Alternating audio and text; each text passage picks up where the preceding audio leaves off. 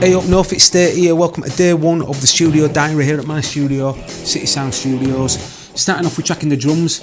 I'm going to retrack the drums on all the singles I'm going to be starting with On Your Own.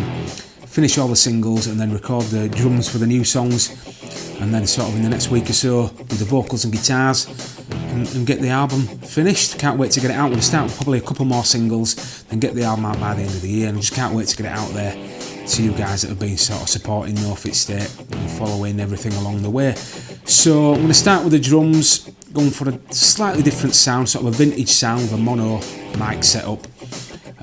It sounds ace, it sounds retro, like a lot of my old favourite albums like Revolver by the Beatles and like Beggar's Banquet by the Stones and early Zeppelin albums, but it also sounds quite modern as well. It's sort of in your face and fat and punchy. So yeah, just excited to be getting started. So let's go have a look in the live room.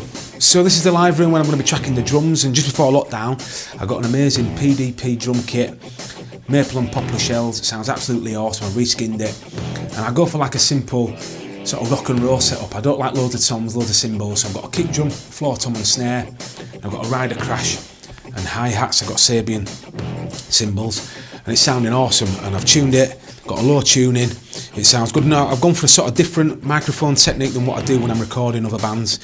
I mean, sometimes when I'm recording other bands and artists I have like 8 to 10 mics on the kit, but this time I've only got 4, so I'm going to try something different. I've been experimenting in lockdown and it sounds absolutely awesome. So I've got a mic on the kick drum, AKG D112, got an SM57 on the snare, an SM57 on the floor tom, which I wasn't going to bother with, but I wanted more control over the tom sound. Then I've got a mono overhead, an SE microphone, large diaphragm condenser microphone, and then I've got a Shure SM7B in a position that they call the worst. Mic is in like the German sausage, I think, because of the way it's pointing when you're sat, and that sounds ace. That's making it sound really fat and punchy, and it's just got a really cool sort of vintage sound to it, really sort of retro sound.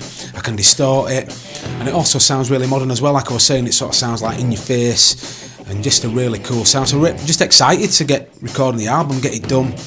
You know, the studio's my second home. I'm here all the time. I'm just really excited to get it done, get it recorded and get it out to you. So like I said, I'm going to start with On Your Own. Let's crack on.